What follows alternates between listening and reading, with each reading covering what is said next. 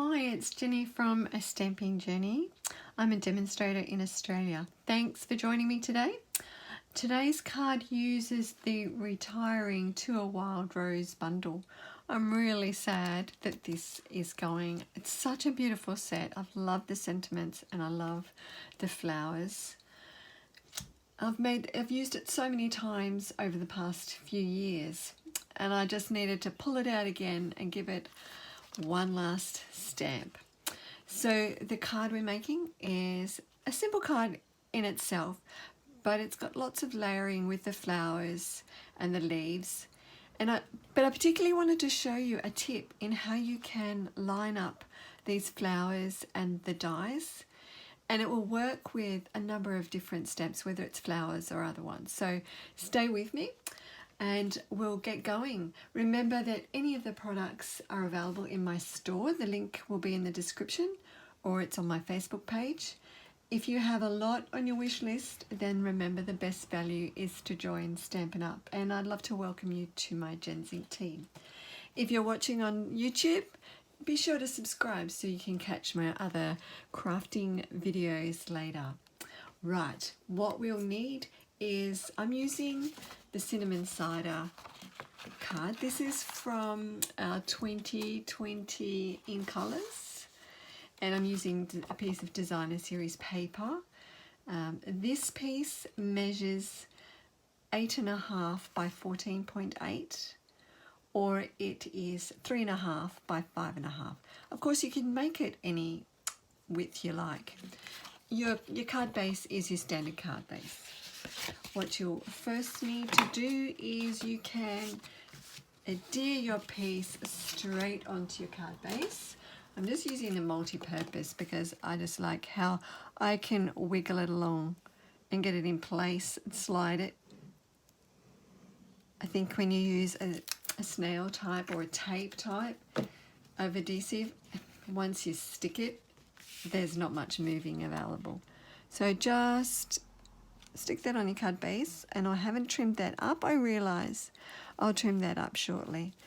I forgot to cut it down to size, but never mind, we'll go with it and I'll fix it later. You just want to have a bit of an edge on either side. Now for our flowers, I have already put these on the blocks already, ready to go.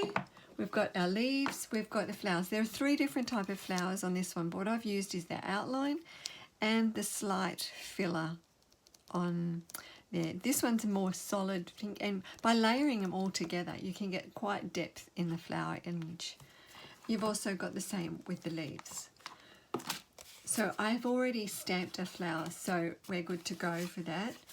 So let's get our pieces. We've got lots of white pieces that you're going to need. I'm using Floaty Flamingo and Blushing Bride. Now what I have done with my stamps, and I don't know if you can notice this, I have actually put a mark on the stamp, just on the underside of it here, just with a marker.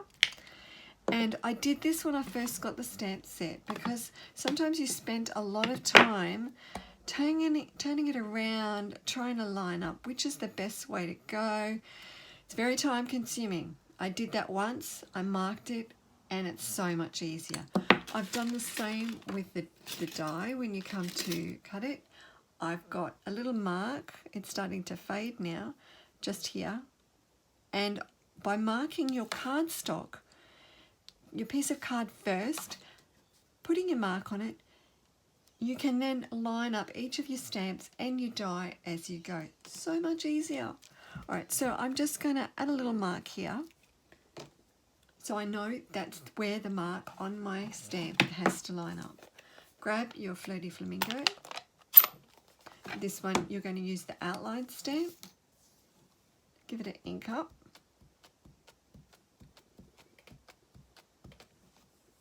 Now that mark on that stamp is going to be lining up with that pencil mark. So just stamp that down. As you can see, I've used it a lot. It's quite a lot of staining, but it still works really well. Then what you're going to use is your blushing bride. I'm going to bring that in using our slightly solid image. I've got the pencil mark there. I'm just going to ink it up.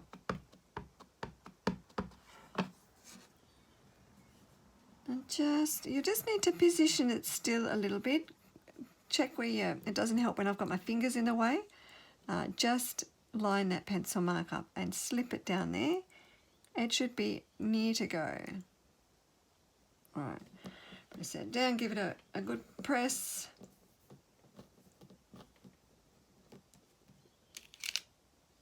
Do our leaves. They're just exactly the same. We're going to have 3 leaves. This time I'm using Pear Pizzazz and Old Olive. So we are using the darker colour for your line one.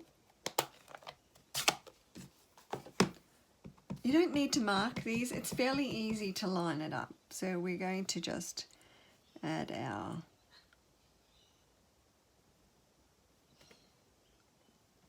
stamp 1 leaf there. We're just going to stamp another leaf along here.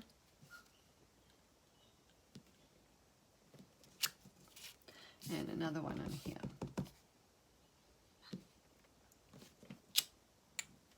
See how the detail in the stamps, it's so lovely.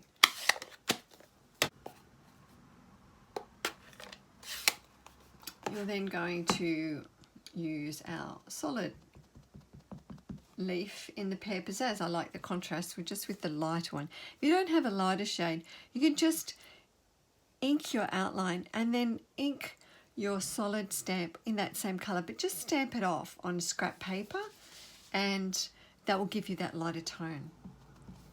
So we can easily see where to stamp that. That will fade, that one. It seems so dark, but it will fade.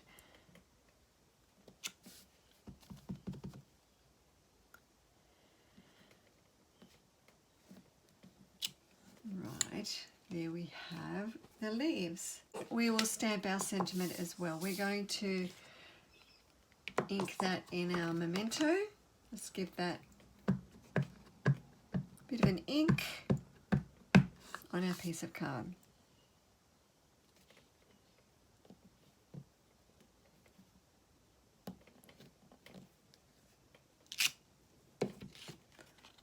We have a nice crisp image there, which is always a good thing. We're going to cut that with this die cut shape. I love this shape and it's got a stitching edge. So you'll cut that out with your die cut machine. And let's line up this die just to show you. So we've got a pencil mark here. So just position that. But it does make it so much easier. So you'll cut your both flowers out, your sentiment, and you have the 3 leaves. So we're just going to run off to our die cut machine, run that through. So I will be back shortly with you. All right, now we have all our pieces cut. We have our sentiment, our flowers, our leaves. We have one of our olive leaves, and we're going to cut our gold foil stems. I thought just adding that gold gives that just that little bit of elegance to your card. So I'm just going to now cut our stems from the gold foil. Here's our little gold stems. Now we're putting the card together. I think this is probably the fun part. You've got everything stamped and die cut. It's now playing around with the positioning. I think I'll put the sentiment on first so you can just add some dimensionals to that. So we're going to, because it's such a big piece, I tend to use the larger dimensionals for this, but adding a few mini ones are okay too. You really only need 3 if you're using the big ones. Once you've got your sentiment on, then you can position the flowers around it. And you can have it going any which way. If you want to, really, just turn it that way. That'll make a bit of a difference, wouldn't it? So position it towards your top of your card. And then get our flowers. We don't need all the leaves for the moment. We're just going to put our flowers around it. And then we can see where these other ones will go. If we're following the other card, it doesn't have to, but we're just going to add a leaf down here. Add a leaf down here. You don't want it hanging too much over the edge because they'll get creased when you put it in an envelope. And stick one down there. So we're just going to have a bit of a play around with that. The die cut leaf will go up here. And you're just going to position it until you're happy with it. Then these can just be added on. While it's in place, I'm just going to add a couple of these leaves because it is much easier to know where it is. So what you can do is just gently lift that up, add a bit, just gently, don't squeeze too hard, you're going to have glue all over your card. That wouldn't be very fun. And put that there. We can add our gold one in while we're going to. Just add a little bit of adhesive down here, put that, and you're gluing it behind the flower, so to the back of the flower, which makes a big difference. Then you can add a bit down here. It's tedious, but it's fun, so we'll just try and skip through that. You'll do the same with these. Now you've got all the leaves glued on behind the flower. You can just stick the whole flowers on with your dimensionals. So we're going to get a couple of these on. Use your big ones too if you like. May even add a smaller one onto the leaf.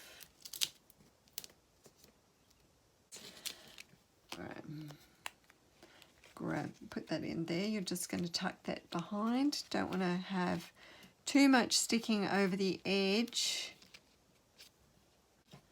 And grab dimensionals for the back of this one.